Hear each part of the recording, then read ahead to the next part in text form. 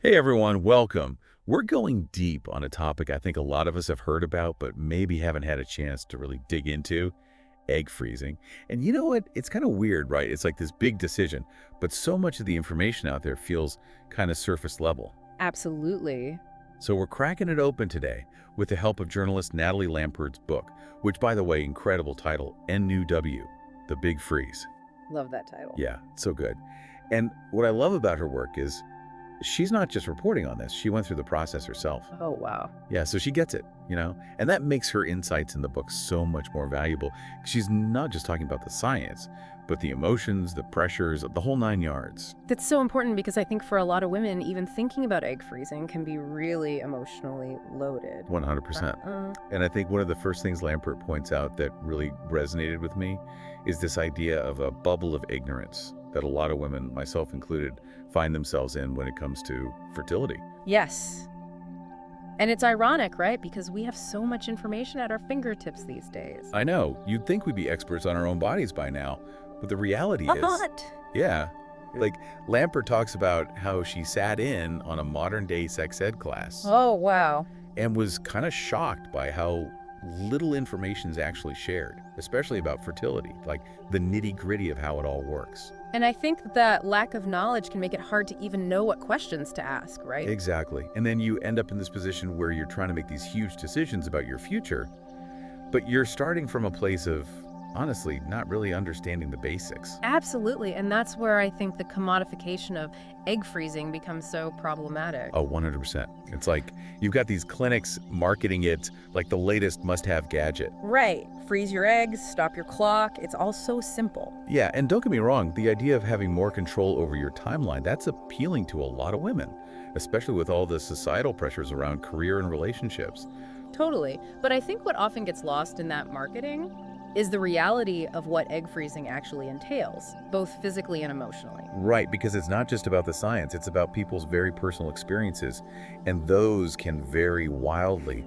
And this is where Lampert's book really shines, because she brings in those personal stories, both her own and those of other women who have gone through egg freezing. I'd love to hear about some of those experiences because I think they can be so illuminating. Well, one that really stuck with me was Lauren's story. She had this nightmare experience with a clinic, and it really highlights how vulnerable you are during this process. That's heartbreaking, but it's also a reminder that this isn't just about technology, it's about trust, ethics, and the human element. And those are things you can't always find in a brochure, right? Exactly. So that's what we're really here to explore today, those nuances and complexities that often get glossed over. It's like we were saying, there's the emotional side, the marketing, but like at its core, egg freezing is this biological process. Yeah, absolutely. It's fascinating, really. And Lampert does such a good job of breaking it all down in a way that's easy to understand, even if you're not, like a science whiz. Right, because we toss around terms like hormones and cycles, but she actually explains what's happening in our bodies. Totally. And one thing I found so fascinating, and this is like fertility 101, but I had no idea women are born with all the eggs they'll ever have. It's wild, right? It really is. Unlike men, who are constantly producing sperm. Exactly. Women have this finite supply, which is kind of mind-blowing when you think about it. It totally changes your perspective, right? Yeah. Like suddenly that whole biological clock thing feels very real. Yeah, and it plays such a big role in how we approach fertility, especially as we get older. Speaking of things that can impact our cycles, one thing that really surprised me in the book was the connection between going off hormonal birth control and ovarian cysts. Oh, yeah, that's a big one, and actually something Lampert experienced firsthand. She did. Yeah, she almost lost an ovary to a cyst. And it turns out it's not uncommon for women to develop cysts after stopping hormonal birth control. So, is it that the pill, suppresses something that then goes haywire when you stop? Kind of, yeah. So the pill prevents pregnancy by suppressing certain hormones, right? And those hormones are what normally stimulate follicle growth. Oh, so it's like those follicles are basically chilling out while you're on the pill. Exactly. And then when you start taking it, it can be like an alarm going off, and those follicles are like, time to wake up. And sometimes they wake up a little too enthusiastically, and that's when you can get cysts. Wow. Okay, I did not know that. Definitely makes you think twice about the pill's long-term effects. Yeah, for sure. And Lampert doesn't shy away from those tougher conversations in the book. Which I appreciate because it's important to talk about this stuff. Exactly. So she walks us through the entire egg freezing process from start to finish. We're talking ovarian stimulation, usually with hormone injections, then the retrieval process, which is actually a surgical I procedure. didn't realize it was that involved. Yeah, and then there's the freezing part, which is called vitrification. Vitrification. Okay, that sounds intense. It is pretty high tech. Basically, they freeze the eggs super, super fast to prevent ice crystals from forming, which could damage them. Ah, so it's all about preserving those eggs in pristine condition. Exactly. But even with all these advancements, and this is important to remember, egg freezing isn't foolproof. Right, there's no guarantee, is there? Nope.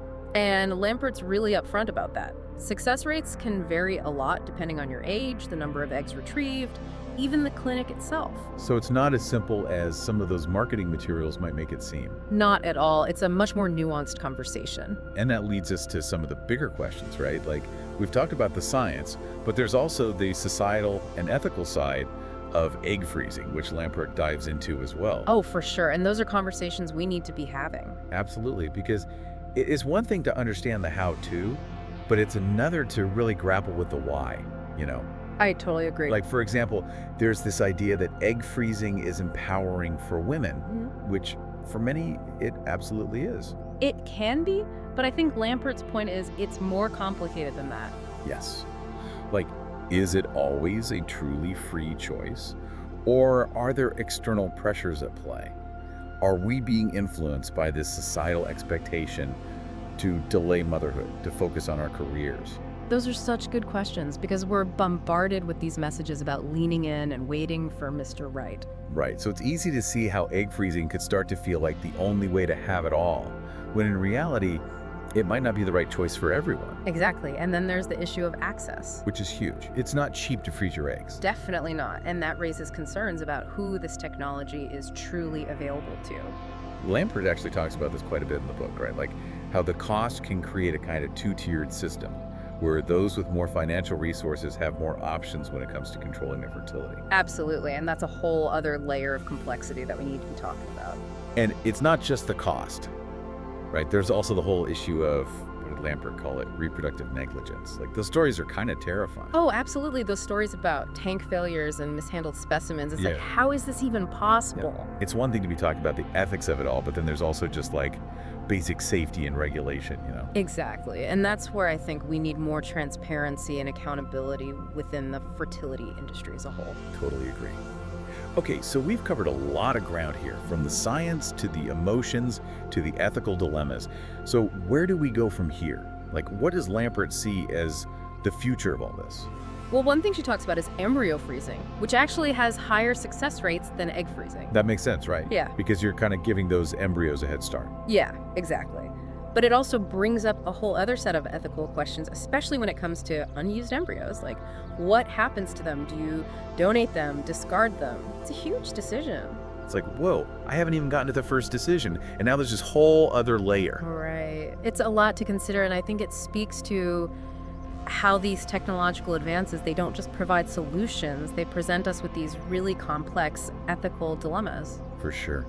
And speaking of advances, Lampert also touches on some pretty cutting-edge stuff, like ovarian tissue freezing. Oh, yeah, that's fascinating. We're talking about potentially preserving fertility for even longer, maybe even delaying menopause. Wait, hold up. Delaying menopause, is that even a thing? It could be. It's still early, but the research is promising, and it could be huge for, say, young cancer patients or transgender individuals who are facing fertility challenges. Wow, it's incredible how quickly this field is moving, but it also makes you think, like, where does it end? Yeah. And how do we make sure we're thinking through all the implications, not just the scientific ones? It's a lot to unpack, right? And I think Lampert's main message is that even with all these advancements, the path to parenthood is often unpredictable and full of tough choices. That's so real. There's no magic solution, is there? No matter how advanced the technology gets. Nope, and that's why I think conversations like these are so important. It's not about having all the answers, but about being informed and empowered to make the best decisions for you.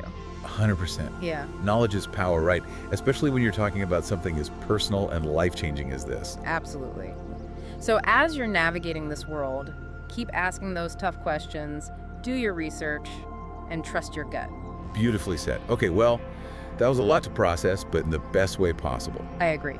Big thanks to you for joining us today and for breaking it all down. My pleasure. And of course, huge thanks to Natalie Lampert for her incredible book. To everyone listening, thanks for tuning in. Until next time.